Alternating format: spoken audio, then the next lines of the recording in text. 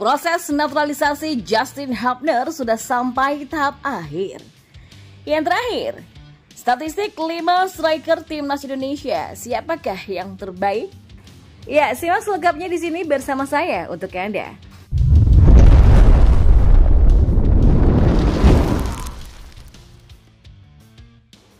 Ya, Ketua Umum PSSI Erick Thohir menyebut jika proses naturalisasi Justin Hubner sudah sampai tahap akhir. Hal ini mengejutkan lantaran tak ada kabar apa-apa mengenai pemain Wolverhampton Wanderers itu. Hubner merupakan pemain keturunan yang rencananya akan dinaturalisasi menjelang Piala Dunia U20 2023 bersama dengan Ivar Jenner dan juga Rafael Struijk.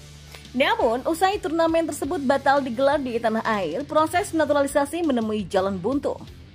Saat itu Komite Eksekutif PSSI Arya Sinulinga mengatakan ada hal yang tak bisa dipenuhi PSSI sehingga sang pemain batal dinaturalisasi. Hampir 6 bulan berlalu muncul kabar mengejutkan. Tak ada angin, tak ada hujan, Erick mengabarkan proses naturalisasi Hubner sudah sampai tahap akhir. Bahkan kini proses naturalisasi tinggal menunggu keputusan Presiden RI Joko Widodo dan pengambilan sumpah sebagai WNI. Setelah pembicaraan lebih lanjut, proses naturalisasi salah satu pemain kelahiran Belanda yang memiliki darah keturunan Indonesia, Justin Quincy Hubner, sudah masuk tahap akhir. Selanjutnya tinggal menunggu keputusan Presiden dan pengambilan sumpah kewarganegaraan Republik Indonesia, tulis Erick Thohir di akun Instagram. Erick berharap semua proses bisa berjalan dengan lancar. Tentu diharapkan sang bek tengah siap segera membela timnas Indonesia di event terdekat seperti kualifikasi Piala Dunia 2026 zona Asia dan Piala Asia 2023. Ya, proses naturalisasi Hubner berlangsung di tengah gembar-gembor Jay Itzes dan Nathan Cho Aon. Menariknya, ketiga pemain ini sama-sama menghuni posisi di lini belakang. Di informasi selanjutnya, pelatih timnas Indonesia Sinteyong telah memilih 27 pemain untuk berlaga di 2 pertandingan putaran kedua kualifikasi Piala Dunia 2026 zona Asia. Dari 27 pemain yang dipanggil, pelatih asal Korea Selatan ini memilih 5 penyerang, yakni Hoki Caraka, Ramadan Sananta, Dendi Sulistiawan, Dimas Derajat, dan juga Rafael Struijk. Kualifikasi Piala Dunia 2026 zona Asia telah masuki putaran kedua dan akan berlangsung pada 16 dan November 2023. Timnas Indonesia tergabung di grup F bersama Vietnam, Filipina, dan juga Irak. Sementara timnas Indonesia akan menghadapi Irak di laga pertama grup F putaran kedua kualifikasi Piala Dunia 2026 zona Asia. Nantinya, pertandingan tersebut akan berlangsung di Basrah International Stadium pada Kamis 16 November nanti.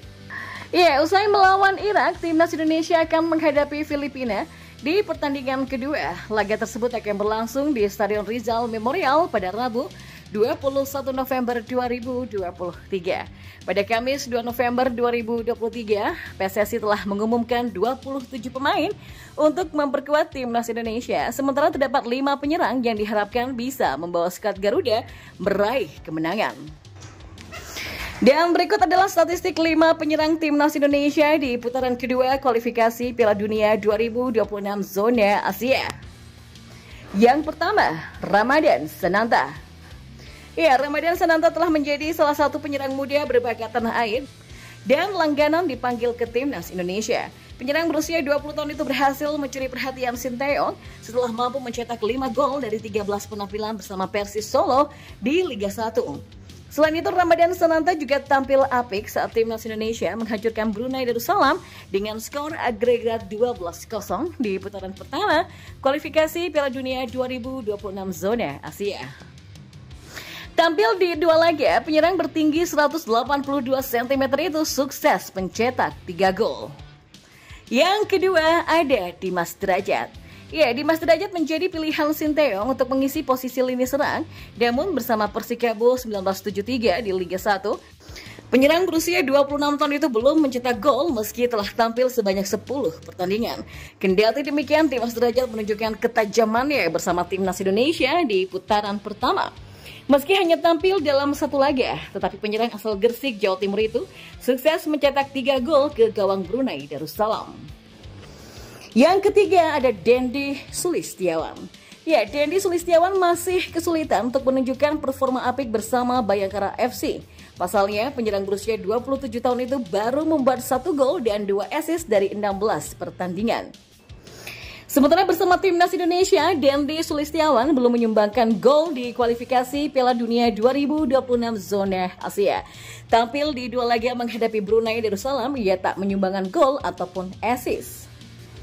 Yang keempat, Hoki Caraka. Ya, tak berbeda jauh dengan Dendi Sulistiawan, Hoki Caraka juga kesulitan menunjukkan ketajamannya bersama PSS Sleman di Liga 1 musim ini. Tampil di 15 pertandingan, ia baru mencetak 2 gol dan 1 assist. Kendati demikian, Hoki Caraka mampu menjawab keraguan saat bermain bersama timnas Indonesia. Ia sukses mencetak 2 gol dan 1 assist saat timnas Indonesia tampil di putaran pertama kualifikasi Piala Dunia 2026 zona Asia. Yang kelima ada Rafael Struijk. Ya, Rafael Struijk merupakan satu-satunya penyerang yang berkarir di luar negeri. Bersama ADO Den Haag, Rafael belum mencetak gol ataupun membuat assist dari 4 laga di semua kompetisi musim ini.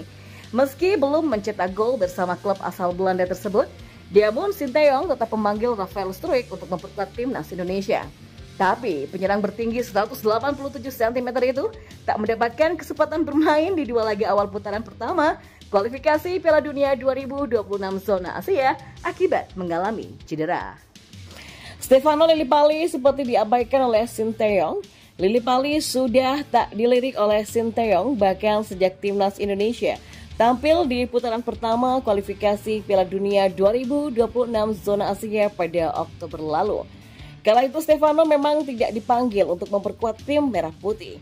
Hal ini membuat beberapa pihak juga bingung, bahkan bos dari Borneo FC Nabil Husyam juga sempat menanyakan pilihan Sinteyong atas dasar apa. Sebab Stefano Lillipali menunjukkan tajinya dan tengah gacor dibandingkan beberapa pemain depan yang dipanggil ke timnas Indonesia. Netizen tentu saja sempat bertanya-tanya terkait hal itu.